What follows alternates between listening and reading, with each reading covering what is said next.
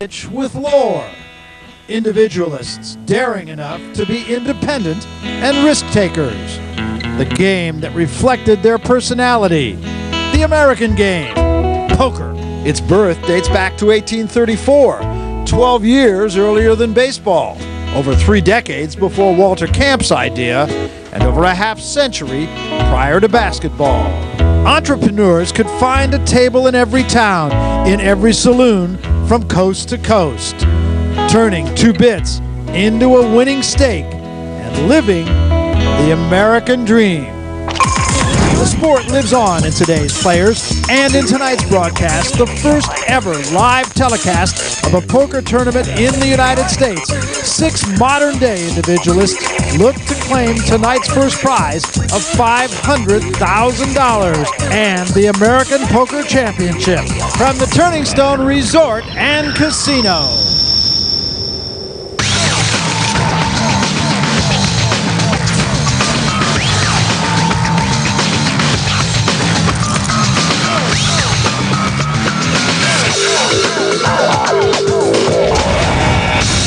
We come to you tonight live from upstate New York. We're at the Turning Stone Resort and Casino in Verona, New York. It's the American Poker Championship. And the last man standing will cash a $500,000 check in less than 4 hours. Never before has an event like this been broadcast live here in the United States. Security, as you might imagine, it's tight to prevent any semblance of cheating. We are sequestered in a booth out of earshot of the participants, protected like the very best NFL quarterback can only wish for. And hello again, everybody. I'm Barry Tompkins, along with perennial champion Howard Lederer and accomplished gambling author and poker commentator Michael Koenig. And Michael, we talk about an evening of firsts. We're going down this road together, chuck holes and all. Barry, this is in fact history being made. Prior to this evening, poker on television has been something of a highlight show, a compendium of just the big classic confrontations. But like a football game, poker tournaments aren't merely touchdown passes and interceptions. There are a lot of little 3-yard runs and quick outs. And tonight, we are going to see the best players in the world working their magic, setting up their game plan so they can score that $500,000 first prize on live television. Well, Howard, last night was the baseball all-star game, and I think you could make a pretty good case for it tonight being an all-star game of another sort in your sport. Well, we started with a great field of 112 players, but it has been distilled down to 6 all-star players. We have 6 professionals, and we have 3 of the best in the world here tonight. We have Phil Ivey, arguably the best all-around poker player in the world. We have Paul Phillips, a WPT champ, a fantastic player, and Juanda, arguably the player with the best overall tournament record over the last 5 years. It's going to be fun to watch. And then there were 6, and Howard, as you said, 6 of the better players in the sport of poker, and 1 youngster and a whole bunch of other guys who have seen each other many, many times. In seat 1, it's Randy Jensen, who was riding high for a while last night. Right now, though, only $40,000 in his stack. In seat number 2, next to him, one of the most accomplished poker players in the world, and you mentioned it, Howard, talking about Phil Ivey, $242,500 sitting in front of him, and you won't find a better player than Phil Ivey, this guy perennially at the last table. Here's the youngster that we talked about, just 21 years of age, John D'Agostino, and he came on strongly at the end of last night, and what a long night it was. $266,000 and change for John D'Agostino, and the thing about him is he does not seem in awe of his fellow table mates. Paul Phillips, guy who came out of the security, or rather high-tech business to get on the poker circuit. He's at $175,000, probably the chattiest or one of the chattier ones here at this final table. He says he likes a loose table, likes to have a lot of conversation. He'll certainly get it from this guy right here in seat number 5, Rob Williamson. He, though, has the short stack, $19,500. He says, today I got to have more luck than I do skill just to get himself back in the fray. And in the 6th seed, John Juanda, he is $400,000, just short of $400,000 to the good. And this guy right now is playing impeccable poker, and according to everybody who is sitting at this table with him, he is going to be very, very tough to to beat. Let's talk about the rules in Texas Hold'em. It's probably the most basic of all games. Easy to play, hard to play well. Every player gets 2 down cards, 5 community cards turned face up, and the player will make his best hand out of the 5-card hand from the 7 cards available. Players can wager all their chips at any time. You hear all in, the game is on. And let's talk about the hands. And this, of course, is not only true in Texas Hold'em, true in any game. And the top of the heap, of course, you get a royal flush. Howard, you're sitting pretty. Oh, yeah. And down from there, royal flush, of course, 10 through ace, the same suit. A straight flush is a suited straight. 4 of a kind? That's 4 of a kind. And it's pretty darn good. 4 of a kind, of course, will beat a full house, a set, and a pair. Flush speaks for itself. And, of course, a straight. Any 5 cards in sequence. 3 of a kind, or a set, as they call it here in Texas Hold'em. 2 pair, a pair, and if nobody pairs, then high card wins the hand. It's all pretty simple. That's the thing about this game. We've been talking about it all along, guys, but simple game, but a hard game to play well. Cards are already on the table here as we get underway, and there will only be one player who wins the money. So, I mean, it is, in fact, literally and figuratively, winner take all. Look at the hands here. Williamson with an ace-5. You're looking at Phillips. And it's going to be interesting tonight. We have a couple of very short stacks, Robert Williamson and Randy Jensen. And he's throwing that away. You would think that might be the kind of hand he might move in with. 12,000 is the bet. Both Randy Jensen and Rob Williamson have said, well, they got to get on the gas early. Ivey tosses his hand. Now D'Agostino, 6-7, no thank you. So John Juanda will take it. And our chip leader has stolen the first round of antes, and he's keeping the pressure on. Howard, nobody really wants to get into a crucial confrontation right now with John Juanda, simply because 2 guys have so few chips on the table that they're almost bound to go out in our first half hour of telecast unless they get real fortunate. So if you're John D'Agostino or Paul Phillips or Phil Ivey, you're going to try to avoid John Juanda at all costs until Robert Williamson and Randy Jensen have bid adieu. And yet, both of those guys, Jensen and Williamson, say they got to get on the gas early. They've got to roll the dice. They've got to take some chances. No question, Barry. I mean, the only way that they're going to move up this ladder is to double through not once, but possibly twice or 3 times before anybody even really takes them seriously. I mean, $20,000, Howard, that represents a minuscule part of John Juanda's stack. Bet of $12,000 made by John Juanda. Now, what does Williamson do here? Is this a hand he can play? I believe this is a hand he's going to have to move in. There is no shame in going broke with ace-8 when you only have 19,000. Wow. Threw it in, and Juanda, once again, will just take what he can get, win the ante. I am very surprised by that laydown. I feel like Robert Williamson needed to take a stand. He is not going to be able to wait for hands with this short stack. Here's the prize money, $500,000 to the winner, $250 to second place. So it's a top-heavy prize money list here. Third place, $125,000, on down to ninth, $12,000. Right, but what you see here is 26,000 for 6th, 50,000 for 5th. So these other medium stacks, the guys in the 100, 200,000 range, are going to wait for Robert Williamson and Randy Jensen to either go broke or double up and become a factor, because they win almost 50,000 just by waiting. And this is one of the benefits of being the big stack. John Juanda, it's sort of like an annuity for him. His big fortress of chips just attracts extra free money while these guys are waiting around for the little guys to say goodbye. All in. Well, here it is. Jensen going for it here. Ace-Jack offsuit. And Barry, it was 6-handed, ace-jack offsuit. Nobody's acted before you. That's a monstrous hand. Yeah, nobody's going to play, it seems. Yeah, no one's going to play. I got a feeling I might be your Huckleberry. My daughter always gives me these little Huckleberry bonbons. You know, that is a reference to Wyatt Earp. Yeah, that's Doc Holliday said that to Wyatt Earp, I believe. Can I have those chips too?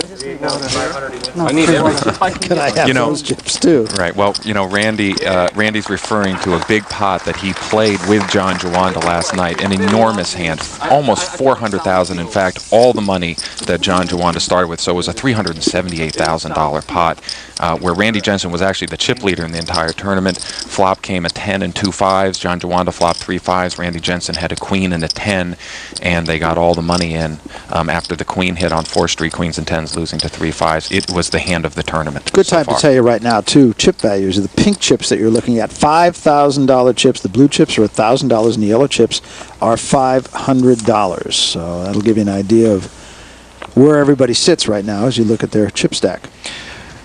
Robert Williamson with the ace-king. I would bet my house that all the chips are going in. He won't find anything better than that. And he's going to be racing with Phil Ivey. Phil Ivey's open for $12,000, and he will not be able to fold because Robert Williamson doesn't have enough. Yeah, this is a tremendous situation for Robert Williamson. He's going to get all his money in with the best hand. He'll be a prohibitive favorite. And when you're a short stack, that's all you can ask for. Phillips folds, so it's a And there he two-player goes. game, and he's got it. Going all in. Let's see. 13-5 total. 13-5, that's it. Right, but Barry, this is the problem with being a short stack. He can't protect his hand, and even after he gets his money in against Phil Ivey, he's only going to be about a 2-1 favorite. So that means about a third of the time he's going to be out of the tournament in 6th place. And there are You mucked an the eight? percentages. Does anybody muck a jack or an 8? I did. Yes, John Juanda did. An 8? What'd you Yeah, but muck? Robert, we know that Paul mucked an ace. An ace. Feel myself. And the flop, 5-7-10. Yeah, Phil Ivey needs a 9 to make a straight, or Jack and an 8 to make a pair here.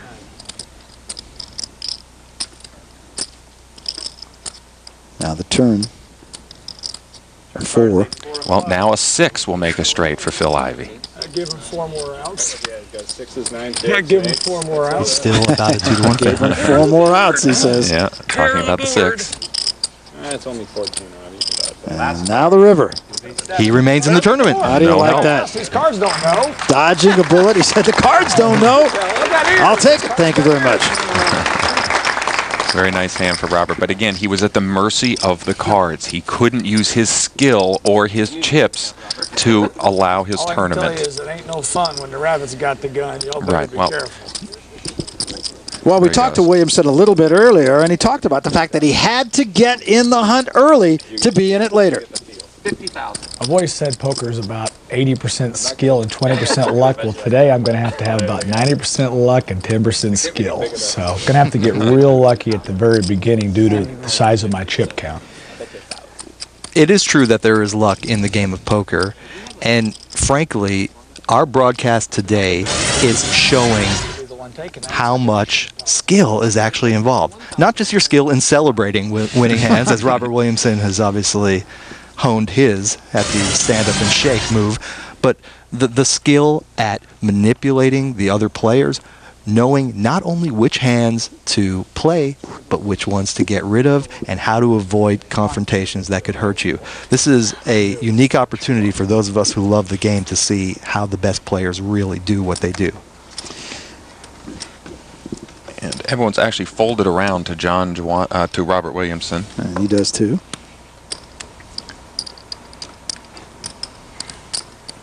John Juanda. There's nothing wrong with the walk, Juanda. 12,000. I like them too much.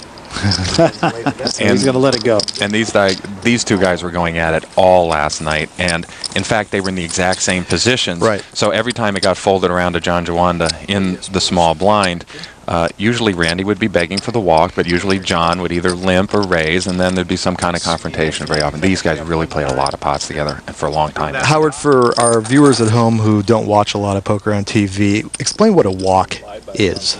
Well, a walk is when you are sitting in the big blind and everybody else at the table folds to you. So you actually don't even have to look at your cards. You don't have to put a chip in the pot, and you get all those antes and blinds. And there's nothing you like more. You didn't have to do anything, and that represents an entire round of antes, which is basically free hands where you can wait for a big hand, and you've already paid for it. I'm going to get you to go even more basic than that. Let's talk about blinds for just a moment, for those of you who have not been around this kind of competition. Those blinds are like forced antes. It rotates around the table with that little white button we call the dealer button. It's the nominal position for the guy who gets to act last. 12,000. 12,000 is the bet from Phillips.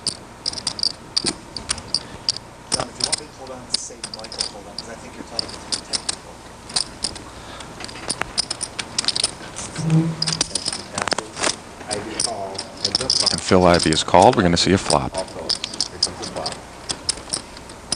Phillips and Ivey in this.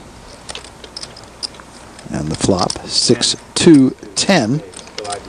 And this is our first confrontation between two reasonably large stacks here.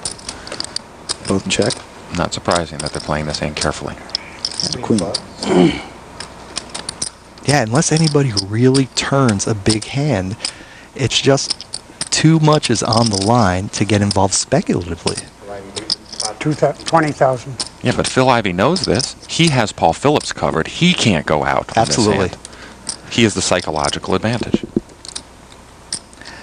This is one of those occasions that we talk about playing the player and not the cards. It almost doesn't matter right now what cards Phil Ivey has. It just matters that he has a read on Paul Phillips that Paul's a little uncomfortable. Well, but Paul knows that, and he is calling. 20,000 was the call. Now pair of tens.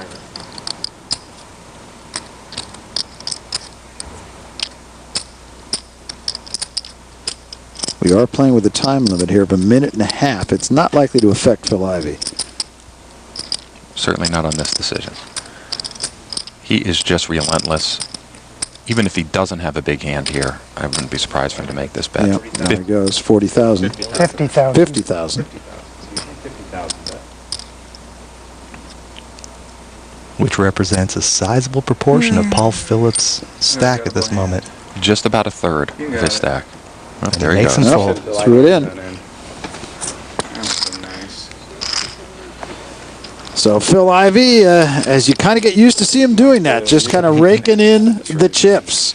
He's in the chips. Final table of the American Poker Championship. We're coming back to Verona, New York. Plenty more poker to go. We're going to be here until somebody is standing with a $500,000 check. The American Poker Championship is being brought to you tonight by iRobot, starring Will Smith. Friday, only in theaters. By the Las Vegas Convention and Visitors Authority. We work as hard as we play. And by Wendy's. It's better here. And we welcome you back. Nice exterior of the Turning Stone Resort and Casino. Pretty fabulous place here. Terrific hotel, isn't it? You know, not only is the hotel and casino impressive, but they've got 54 holes of championship golf. You played them all, too, didn't you? 36 of them I did, and man, it is good out here. Well, Michael, I've been sleeping very well. They've got great beds. I mean, the rooms are beautiful. It's kind of a modern rustic. You've been sleeping well, but, very nice lodge. but sleeping fast, haven't you? You were here till 4 in the morning last night. Yes, I was. And watching Barry, these that things action live. last night till 4 in the morning has really set the tone for today's final clash. John Juanda and Randy Jensen were both the large stacks, and they did not avoid each other. I should point out also the cards here, and this is something that hasn't been done before on live television or anywhere for that matter. These cards are tagged and they go over a sensor, and most of the time we're able to give you the pocket cards, even sometimes before the players themselves see them, but every now and then if they don't hit the right sensor, we're in the pocket as much as you are. Yep. And let's just stress that we here in our secluded and secure booth are the only 12,000. ones who are seeing this live. There's no way any of the players at the table can get this information. We're actually delayed 5 minutes for security purposes, and you at home are seeing the cards as before the players even do. But don't try calling them because it's 5 minutes too late.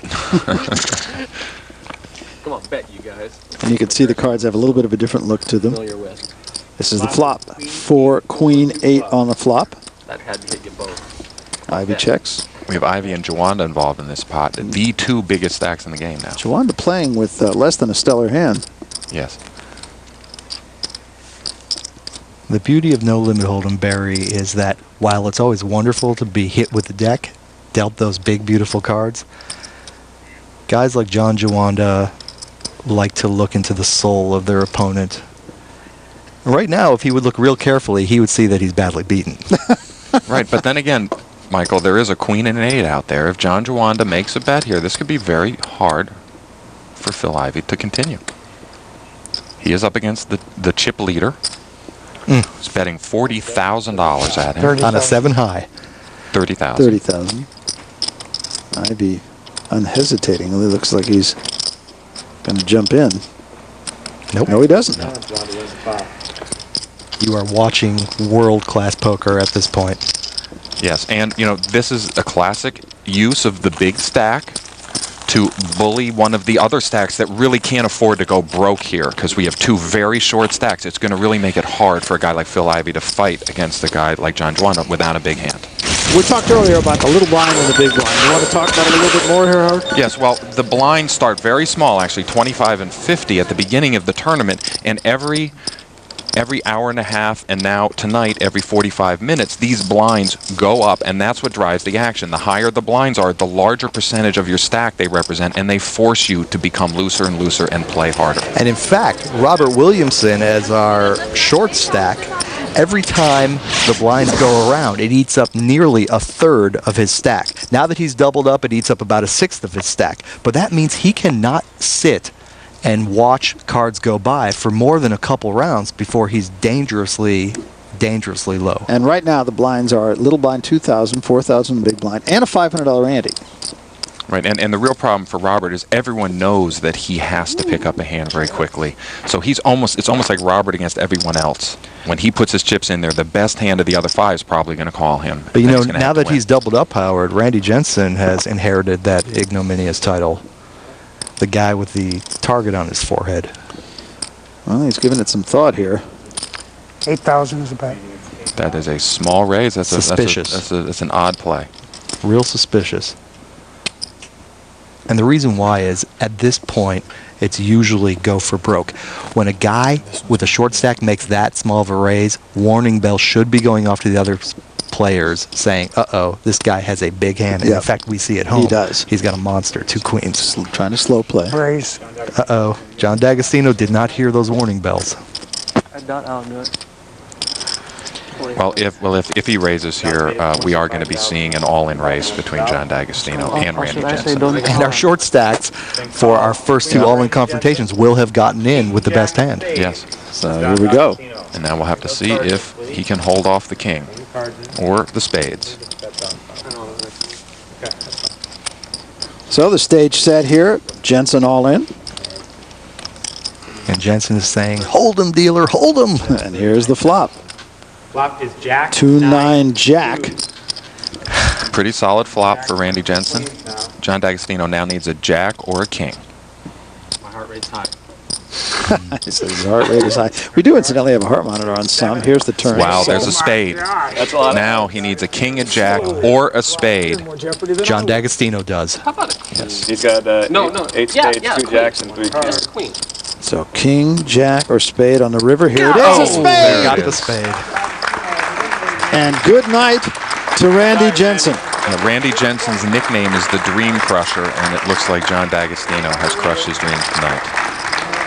D'Agostino has been very unflappable. 21-year-old guy who came up off the internet like so many guys now, but he's really earned the respect, I think, of the guys that he's playing. I know he's earned yours. Yes, Barry, he has earned my respect. He is a really, really tough young player. So it is now a 5-man game. 500,000 at the end of the rainbow. No. Greetings and peace. Welcome to the lands of the Oneida Indian people, first allies of the United States in the Revolutionary War. Although it took a couple of centuries for the promises of George Washington to be realized by our people, we are now blessed with a success that has allowed us a very significant freedom from poverty. We'd like to extend a personal invitation to all of you to visit us in gorgeous upstate New York and enjoy the rich history and be part of our exciting future. Tonight we are pleased to join Fox Sports Net to bring you the first live telecast of a poker championship. We hope you enjoy the show. Yawenko, thank you very much. All right, thank you, Chief. And so far, it's been a pretty good show. And we're down to a 5-player game now, and Robert Williamson still the short stack, but he's hanging around a little bit, guys. And he of all the people at the table, besides John D'Agostino, who won that last hand, Robert Williamson is the guy cheering loudest. Because by seeing somebody else go out 6th, he just got more money put right into his pocket. Yeah, he actually just moved up 24,000. So on that one hand. It was a very nice hand for him. Obviously, tournament poker is one of the only forms of poker where you can actually make money by folding. Usually when you fold, you're giving up some antes. Yeah. But actually in tournament poker, when you go out, sometimes something like that happens. And you move up the line and get extra money. Right now he is still dangerously short. Yep. With only 32,000, the blinds are going to eat him up in 2 rounds. Oh, no. D'Agostino raised. Fold. D'Agostino, I beg your pardon, raising, and a call from Williamson. No, I think Williamson folded. Did he fold? Yep, so he picked up the antes there. You know, the fact that Robert is so short is really going to color the action still. We've already seen it a couple of times. We've seen Phil Ivey just kind of get out of John Juanda's way, and we've seen Phil Ivey also use his chip advantage over Paul Phillips to also pick up a pot there. And everyone at this table knows that no one is looking to go broke with the medium to large stacks. So we are going to be waiting for Robert to move in and get called. You know, Howard, at this stage of a tournament, the guys with the big stacks, they're almost like planets in a solar system with all these little moons going around them, and it's almost gravitational. It's like they pull chips towards them. All the little stacks seem to be dribbled away, and they end up in their big pile until there's some sort of parity. So I think as soon as we see Robert Williamson either depart this table or double through a few times, the 4 other players are going to be super careful. Robert Williamson would like nothing more than to moon John Juanda. Raise, go to 16,000. Now, with a move like that, unless the guys behind John D'Agostino have a big hand, they're not going to bother getting involved. As we said, the cards are tagged and need to go over a sensor, so most of the time we're going to know what the cards are. Every now and then, if they don't go over that sensor, well, there they are right there. D'Agostino is paired up. Fold. And he picks up another round of antes and blinds. 2 in a row. So this is 2 in a row for him. And, you know, Barry, one of the interesting psychological situations going on here is the player or players that say, you know what, I'm willing to risk finishing in 5th place. That might be the guy of John D'Agostino and Paul Phillips and Phil Ivey that will have the best chance to win this tournament, to catch up to John Juanda early. If you're willing to risk going broke and finishing 5th, you might really gather some chips. And you could be in a situation here where you're rooting for Robert Williamson to keep hanging on because you're doing some good anti-stealing in the meantime. I've certainly been in games where I wanted that short stack to survive because I was taking advantage of the situation. It'd be interesting to see who here at this table is willing to go broke and finish 5th. Based on the play that we witnessed yesterday, Howard, John Juanda is not real concerned about what place he goes out. We saw him gamble with hands that we wouldn't dream of getting involved in because he had a good read on his opponents. And he was willing to be wrong. It seemed like he made 4-9 suited for D'Agostino. Fold.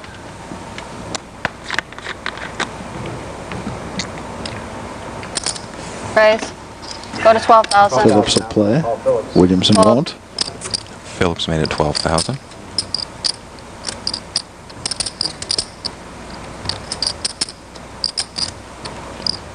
Fold. Juanda folds a 3-7. Call. And Ivey, kind of a lackluster call, I thought. But He's sending a message here that you can't bully his big blind. I talked to him earlier today, and I said, where did you come up with that impassive expression? And he said, what does that mean? Pair of queens, big flop set for Paul for Phillips. Okay, now, Barry, this is a situation where Paul Phillips needs to figure out how to extract the most amount of money out of Phil Ivey's stack. And you know what, Howard? I think the best way is to bet. I think he needs to lead into him here. Yeah, well, Michael, I just think it's going to be hard. Again, the psychology I've been talking about is probably going to make it less likely for a guy like Phil Ivey to go after this pot. He checked to Ivey. And Ivey checked back. And now 9. Oh my goodness. Now he might get this. Well, because he's just picked up a very big straight draw. Phil Ivey has a big straight draw now, an up and down straight draw. Now he's going to be willing to gamble a little bit on a semi-bluff. Yep, and actually, Michael, it's not an up and down straight draw. We can see that if a jack hits, Phil Ivey will make a straight, but Paul Phillips would fill up. So actually, the only card in the deck that helps Phil Ivey's hand is a 6 here. It would, in fact, be disaster if a jack fell right now. Phil Ivey would think that he had the nut hand, but in fact, Paul Phillips would. Paul Phillips is in a great spot right now. He's going to play it appears. Oh, he certainly will. It's just, does he want to go all in now, or does he want to just play along? Call. He just plays along. Very nice call. I like it.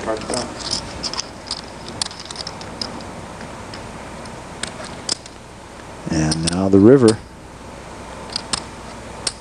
An ace. So Phillips will hold up, and now the onus falls on Ivey. Check. He wisely slows down. Barry, this is the art of no limit hold'em now.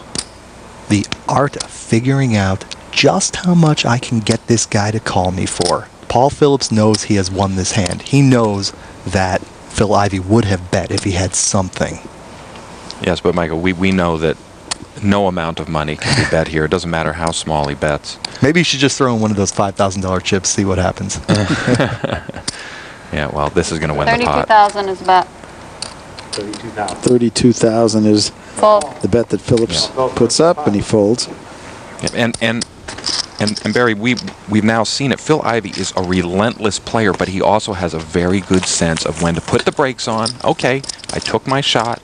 I made my bet. I tried to win the pot, and he called me. He probably has a pretty good hand. I'm just going to stop. He had a really good quote today, and just talked to him. He says, "Poker is all about living in the moment," which is to say, every hand is different. I'm going to forget about this hand. I'm going on to the next hand. I didn't win this one. He's just not going to take it with him. Howard, one of the dangerous things about playing against a guy as relentless as Phil Ivey is that you almost need to pick up big hands like Paul Phillips just had. You need to get 2 pair, 3 of a kind, straights and flushes, because he will always be putting pressure on you, Phil Ivey will. He'll always put you to the test. This time, Paul Phillips passed with flying colors. But the problem is you're only going to flop 3 of a kind only so often, Michael. And when that happens, he didn't win that big a pot. He won the 1 extra bet on 4th Street, which is good. He earned that extra bet by checking on the flop. It was a very well-played hand. But Phil Ivey didn't reward the hand as much as maybe some other overly aggressive players would have. Yeah, I like the phrase controlled aggression. I think this is what we're seeing from Phil Ivey. But you throw in a little relentless, too, and that's where you get Phil Ivey. Yeah. Juanda's going to play this hand. Now Ivey. Fold.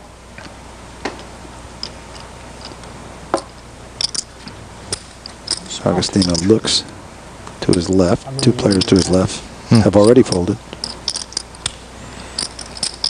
And we saw it all last night, Barry. He is not intimidated. He really played well. I only saw a few missteps. I was watching him play for 6 hours. He's 21. It's almost unfair to see someone play this well. When I was 21, I was barely beating $5 and $10 limit poker. Ooh, look at this. Interesting flop, isn't it? Yeah, because they both paired. And kind of what's interesting here, if they both hit the top pair, Michael, then we kind of know there's going to be big action. But this is kind of interesting. They both have second pair. It's going to be interesting to see how they play this hand. Bet. 21,000. 21,000. John Juanda has a wonderful attribute going for him. It's that little white disc in front of him called the dealer button. That means for the rest of the hand, he's going to get to act last. He's going to get to assess all the information before he has to make a decision.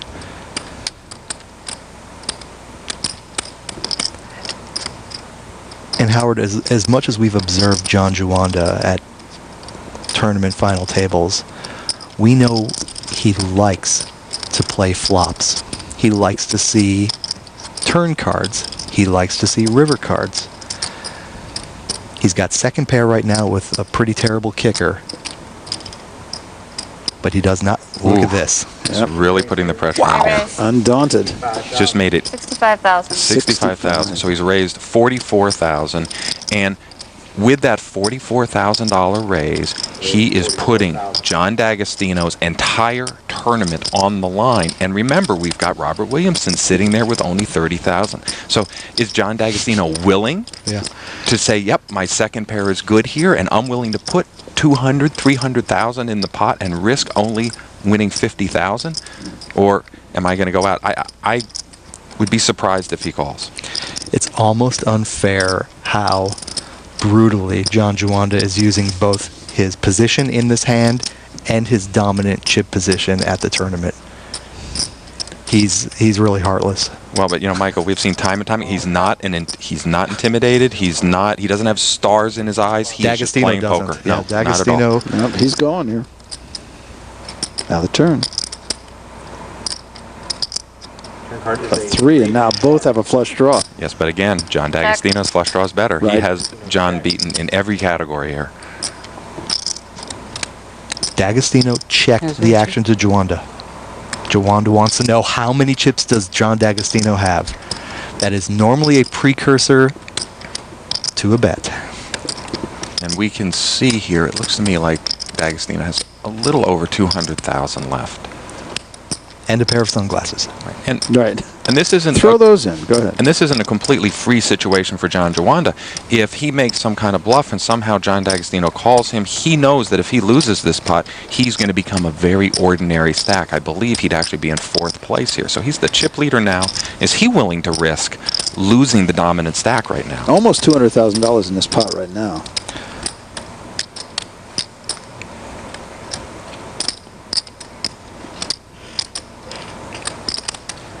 Now the time, while we said it would not be a factor for Phil Ivey, could be a factor here. 30 seconds left. So he's just gotten the call from Matt Savage, our tournament director. And John Juanda is a very deliberate player. It looks like he's stacking up about 70 or 80,000 here. There it goes. Yep. 70,000's a bet. 70,000 is the bet. John Juanda. Now the pressure clearly falling on the 21-year-old. Yes, and again, he's only betting 70, but in a way, he's betting the entire 200,000, because on the next round, if he calls that 70,000, he's going to have about 140, 130,000 left. And if John Juanda just made a flush, or if John Juanda has like an ace-10 here, John D'Agostino could be looking at the rest of his chips on the next card. He's using leverage beautifully. There's so many doubts running through John D'Agostino's mind right now. Did Juanda make a flush? Was my second pair good to begin with? Am I being bluffed? Should I wait until Robert Williamson departs this tournament? He's got a lot of check marks on the con column and not a heck of a lot for the pro. But the one thing, Michael, that might help him get his money in the pot, and if he's going to call here, he might consider raising, is that Jack of Clubs. So he knows there's a good chance that Jack of Clubs is good. Nope, there he goes. Yeah, Oh, he wow. folded. What a fantastic hand. Yep. He may think about that one long and late this evening. One of those pivotal hands in a tournament like this that could have a profound effect on the eventual outcome. But right now, things are pretty much as they were. We're coming back. We welcome you back to Turning Stone Resort and Casino. We're in Verona, New York. This is the American Poker Championship. Barry Tompkins, Howard Lederer, Michael Koenig telling you about it. 5-player game now, and let's take a look at where things stand as of the moment. And John Juanda has gone up considerably from whence he started, 487,500. John D'Agostino still in second place despite that last hand. Phil Ivey at 209, very steady. Paul Phillips has lost about 11,000 today, but still very much in the hunt. And Robert Williamson pretty much where he was also. Not a lot has changed. But that last hand, guys, to me, one of the most pivotal hands certainly that you will find in this or any tournament. If this were a novel being taught in high school English, they would say that was a great example of foreshadowing. I mean, you just saw John Juanda send a message loud and clear to the rest of the table. Guys, if you're going to get involved in the hand with me, be prepared for all your chips to be at risk. Yes, Michael, but if John D'Agostino had called or raised there, he would have been the chip leader by far. John Juanda would have been down below Paul Phillips' stack. So John Juanda was willing to risk that dominant chip position. It was a great hand, but it showed the heart of John Juanda. Phil Ivey's going to start the betting here with an $18,000 raise to John D'Agostino. Fold. Who folds. Fold. And so the ante is won by Ivey. Ivey winning with a Jack-9, we're told. Yep, and Barry, that's a nice solid button raising hand. It's not a great hand, but it's the kind of hand that a Phil Ivey is going to be willing to tangle with in position when he knows that there's a very reasonable chance that he's just going to pick up those blinds and antes without having to face any resistance. That's just what happened. In particular, John D'Agostino, after that tough hand, it's very hard after you lose a difficult hand to just start mixing it up again. It's not like John D'Agostino's going to look down at the 8-7 or the Queen 8 and go, oh, well, that's Phil Ivey. Let me go try and play against Phil Ivey. It didn't work against John Juanda. He's going to need to regroup a little bit here before he starts tangling. Now we talked about the impassive look. That's it. Should send a photo to Phil Ivey, shouldn't I? It's funny because we always talk about poker faces and how they have to be blank slates. But as our cameras go around this table, you'll see smiles, you'll see raised eyebrows, you'll see frowns. And the misnomer is that everybody needs to be a tabula rasa. Well, we are about to see a big hand here, everybody. Uh-oh. Ace-King versus Ace-Queen. Paul Phillips is just going to have to re-raise here. I don't see how he is not going to lose a good well, at least put a good portion of his stack in this pot with the worst hand. We're playing only 5-handed. Ace-Queen is a very strong hand in a 5-handed game. Yep. And here it goes. In fact, if he grabs that many chips, I don't see how he's not going to get all in before the flop. Re-raise. He re-raises. 40,000. 40,000 on the re-raise. Fold. Well, we're going to see a race here. And Robert Williamson, our short stack, is praying that these two guys get into a street fight. Yep, and in particular, again, Phil Ivey, All in. there he goes, all in. Yep. Ace-King is a beautiful racing hand. It's not a great hand for taking flops. It's a beautiful hand for this play. You're only worried about being up against aces, kings. He doesn't have one of those two hands. Phil Ivey is willing to race this hand, but if he just calls and waits for a flop, he called. Yeah. And look at that, 72-23 with a 5% tie. Ouch. So Phillips is going to need a whole lot of help here. Ace-King for Phil Ivey. Phil Ivey in the lead in this spot before the flop. You know, Barry, I cannot fault Paul Phillips here at all. You just have to get your money in with a hand like Ace-Queen. If he has Ace-King, he has Ace-King, and you go on to the next tournament. And here is the flop. Flop is 6-8-2. No, it doesn't help either player. Phil Ivey. Yeah, Caulfield's just going to need a queen here. That's it. Now the turn. Turn card is a 9. A 9. Nope, this is it. He's down to 7%. And that 7% lies in, as you said, just the queen. Only card can help queens. him. And the river. River card is a 4. Not going to happen. No help. We are down to 4-handed. Yep. So Phillips was the guy that said we're going to be in a 4-handed game early. The only thing is, he thought he was going to be one of the 4.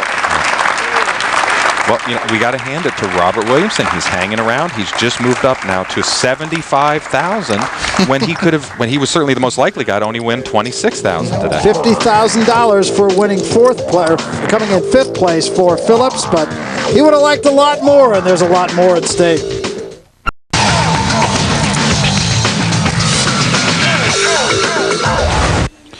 We welcome you back to the Turning Stone Resort and Casino. This is the American Poker Championship. Barry Tompkins, Howard Lederer, Michael Koenig, and chips, and lots of chips for John Juanda. 486,500 to be exact. Phil Ivey right now sitting pretty himself at 385,000 and change. John D'Agostino Life could have changed for him a couple of hands ago, but as it is, 232, and Robert Williamson, again, he's hanging around. Short stack, though, $17,000 right now, and that's where we stand, a 4-person game. Yeah, and these other two players are not happy to see both Phil Ivey and John Juanda adding to their stacks. They're in a dominant position now. Williamson with a pair. Let's see what he does here. He's going all in, and John Juanda will call him, Howard. Yes, he will. We also see that Phil Ivey has folded a 5, which will not help Robert Williamson's cause in this hand. But he is the leader at this point. He's about a 55-45 favorite, approximately. It's what we call a coin flip, a race. The small pair is a small favorite, but played over 1 million times, it'll win a little more than half the time. John has called. So here we go. I couldn't understand. Okay. The cards, sorry. And here we go. We have a race, and Robert's going to need to win another one of these to hang around and maybe move up another spot, which is now worth $75,000, the difference between 4th and 3rd. Thanks. Right? He won one earlier. Phil just told Robert that he folded a 5. And there's the ace. There's the ace. So we know there's really only one card in the deck now. Normally a guy would be saying, well, I've got 2 outs. He really only has 1. So actually that percentage is probably closer to 5%. Means there's 1 5 left. And right, he says 1 5 left. That's not it. That was close. Close to it. Right color, too. Diamond. And he's again down to about 2.5% instead of 5%, as we know about the missing 5. So his stay at this final table comes down to the river. River card, Robert needing one of the 2 5s, or one of the 1 5s. And it's He was all around it, wasn't he? Yeah. Doesn't count, though, except in horseshoes and hand grenades. So John Juanda puts Williamson out, and then there were 3. You know, Barry, there's such a different feeling here for a guy like Robert Williamson when he's walking away from this table. He started out the short stack. He was expecting to win $26,000 a day. He's going to walk away with $75,000. He's walking away with his head held high. Yeah, he has to be very pleased, actually, with the way all of this wound up. So now 3 players left to win a prize of $500,000. We are down to the final 3. Now I got you guys right where I want you. Juanda's still our chip leader. 3 players left, and John D'Agostino, I think it was he who said, I got you where I want you, didn't he? I'm going to speak for all the wannabe champions in the audience. I've played a lot of competitive poker, won my fair share of tournaments, none of them major titles. And I'll tell you, if I were in John D'Agostino's chair, I would be scared. I wouldn't just be unhappy, I'd be scared. He's looking up at 2 of the greatest tournament players, 2 of the greatest poker players in the world. Here's a 21-year-old kid playing for a $500,000 first prize, and it's like being called up from the minor leagues, and your first at-bat is against Randy Johnson. Right. But I think at least he feels he can get wood on the ball. You know, I do. Well, he has shown that. He's playing well. He has not been intimidated so far. This guy is really a poker player. I think we might be seeing a bit of a coming out here of a guy that may end up being one of the really, really top players in this game. He's got a nice look to this end. Re-raise. Raise it 40,000. 40,000 more. And a re-raise. We should note, Barry, that 3-handed, the hand values really go up. An ace-10 in a 10-handed game, there are some guys who might even pass that hand and fold it. 3-handed game, it's a huge Pretty hand. good. You know, and Michael, the psychology has completely changed. John D'Agostino has a good stack, but he's now the short stack, and exactly. I was expecting this play because he doesn't mind going broke now. I mean, he doesn't want to go broke, but he's locked up $150,000. The next spot's only worth $250. So that's only $100,000, but that's only $100,000 difference, and then we have a $250,000 difference. So first, he's playing for first and nothing but first right now. All right, we're joined in our green room, in another room than the one that we're in right now, by Paul Phillips, and Paul eliminated just a few moments ago. Paul, you and I talked a little bit earlier today. You said you expected that it would be a 4-player game early on, only I don't think it was quite the 4 players you expected. True, not the 4 I was hoping for anyway, but that's the way it goes. I could easily have gotten to 4-handed by just waiting for Rob to end up all in. But and from a financial standpoint, that's clearly what I should have done. But I was playing to win, and that's the magic of Phil Ivey. Well, Paul, this is Howard Lederer here. I was just wondering, how much do you think the psychology of waiting for those 2 short stacks to go out, how much, if you say it wasn't affecting your game much, do you think it had a big impact on the play out there today? A little. I mean, people might have been more selective and sort of opened up the doors for John and Phil to start opening all the pots because they couldn't go broke. And it also was a factor when I called Phil because I think that he thinks that I'm going to fold an awful lot of hands here because I want to wait for Rob to go out. And so on that basis, I was going to call him. So, yeah, a little. Okay. Now those days are over now that they're down to 3, though. Yes. Paul, thanks very much for being with us. I know we'll see you at another final table real soon. I hope so. Thank you. Thank you, Paul. Thank you, Paul. 3 players now, and you can see D'Agostino with suited ace-8 and Ivey with ace-5 suited. So, again, it looks like a little competition. Yeah, Barry, it looks like we're going to see another confrontation, and John D'Agostino has proven his willingness to gamble here. He understands the math here. It's only 100 difference, and then it's 250,000 difference for first. He is going to play for first and nothing but first. I'm expecting a nice re-raise. As a viewer, I would love to see every time Phil Ivey puts in an opening raise, John D'Agostino calmly just says, I'm all in.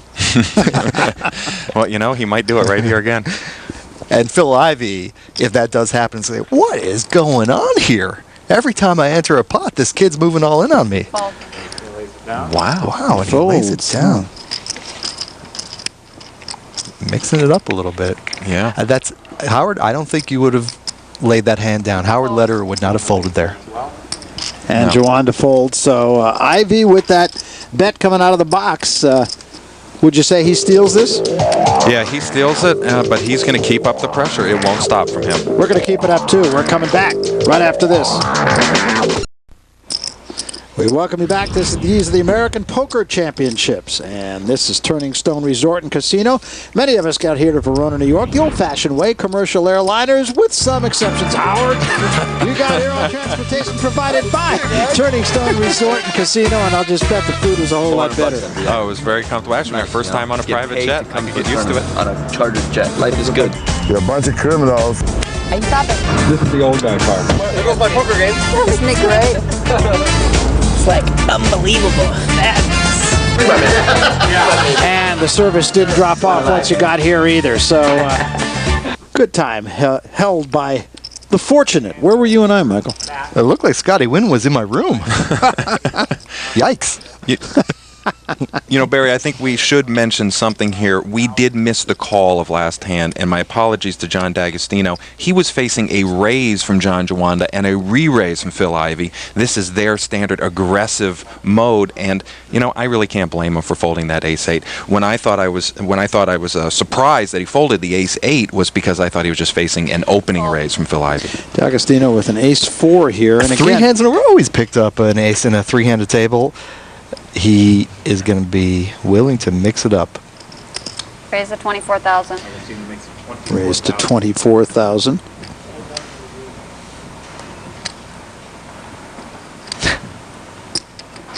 The average player, Howard, their cards would be in the muck in a second when they looked down and saw 6-8. John Juanda, he's putting the Vulcan stare on John D'Agostino. Yes, but Michael, he has a deep chip stack. Yeah. He has position, and he's John Juanda.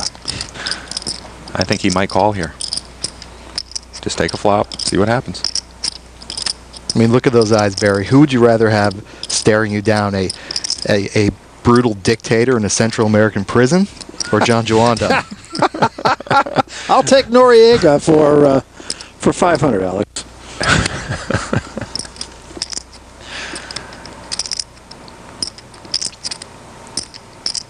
D'Agostino betraying nothing. He really is. Whoops, he's grabbing for a handful of pink. He's just not going to stop, it looks like. There it is. Re-raise, $50,000 more. 50,000 more. 50,000 re-raise into D'Agostino. He's really going to test this young guy's mettle. Yeah. This young man will be tested. If he wins tonight. Yeah. Good for him. I like that. And John will certainly fold. Yeah, this hand's over. There's no price that can get him to call. Heck of a call, though. A heck of a re-raise by John D'Agostino. Exactly. Good for him. And you know, I'm not grandstanding or rooting for John D'Agostino. Just as a poker fan, I like seeing guys finding the heart, the courage to do the right thing. Rob Williamson, who just lost out just a couple of moments ago, started with a short stack, and he joins us now. And Rob, you said you needed 90% luck and 10% skill today, and you got about 45% luck. Yeah, we'll call it 50-50 for now. Hey, Rob, it's Michael Koenig here in our highly secluded, highly secure booth just down the hall from you. We enjoyed watching you play today. Tell me what it felt like to look down in the first few hands and find that ace-king. Was it like a dream come true? Well, I was glad I folded the ace-5 and the ace-8. I don't know if you noticed. I folded 2 aces prior to that. We sure did, and we were surprised at first. Yeah. Well, I'd already decided that if I could move up 1 or 2 spots, I really thought just 1 spot, then I'd pick a spot to gamble, even if it was on a slightly less hand. I did fold that because I was in early position. There's more people to call behind me. I like to play an ace when there's less people that can call, and therefore less people that can take a shot at me. That's my theory on an ace. Well, Rob, your theory and your strategy worked out wonderfully. Congratulations at moving up the ladder and helping us make history today on Fox Sports Net. Thank you very much for having me. It was a pleasure. That's Rob Williamson, and the latest to go out, and I think it's probably safe to say that he hung around a little bit longer than even he might have expected. Right now, Ivey with the whip hand. And we're almost certainly going to see a re-raise from Phil Ivey here. John Juanda is having a little rough go of it here the last couple of hands. See, it's great to be putting in re-raises, but you've got to have the read that your opponent doesn't have something to play back at you with, and unfortunately for John Juanda, the last 2 times he has put in re-raises, his opponents have had big hands, aces. And here comes the raise. Yep. We raised to 60,000 more. 85,000, a raise of 60,000. Juanda give him a long look there. And those looks will get longer. Yeah, and he's folded. Yep. So Ivey will take that. Thank you very much. And again, the expression of Philip Ivey absolutely does not change. We're coming back live to Verona, New York after this. Look at him. He thinks this is his truck. And we welcome you back. We're at the Turning Stone Resort and Casino in Verona, New York, and there are 3 players left after the $500,000 bounty at the end of this day, and all very solid players. Phil Ivey with his back to you, John Juanda at the far end of the table, and 21-year-old John D'Agostino, who is hanging right in there. And look at this. He's been dealt an ace-king nonetheless, 4 hands in a row at a 3-handed table. 3 out of 4. Yeah, you're right, Howard. Phil Ivey had the ace last 3 out hand. of 4, you're right. But someone's had an ace every hand for 4 hands since we got 3-handed. Call security. False. And Phil Ivey most likely Foul. Okay, John D'Agostino can't be cute here, Howard. He can't just call. He needs to raise. There he goes. I think this will pick it up. 18,000. Be surprised to see him call yes. He gets out of the way. Phil Ivey avoiding a problem there. His hand was dominated, and when we say dominated, that's because you saw Phil Ivey had a king deuce. John D'Agostino had ace king, so they shared the king, but John D'Agostino's ace beats Phil Ivey's deuce, and that is a very bad situation to be in no limit hold'em. Well, this week, the Fox Saturday Baseball Game of the Week returns to kick off the second half of the season as the first-place Cardinals take on the Reds, or the Phillies battle the Mets, or the surprising Padres will take on the struggling Astros, or the White Sox square off against the Athletics. Pick your favorite or. Coverage begins Saturday at 1 o'clock Eastern, Pacific, also on Fox. Right now, Barry, John D'Agostino is the one throwing fastballs. Very good. Yeah, and You know, Michael, I really like how things have completely changed here. Here, well, we have another ace. So far, play has been relatively 18,000. dictated by the cards Ivey makes it 18,000. so far in this three-handed game. Fold. D'Agostino will throw that 10-6 away. And John Juanda will certainly throw this king deuce away. Looks like Maybe. a jack deuce to me, Howard.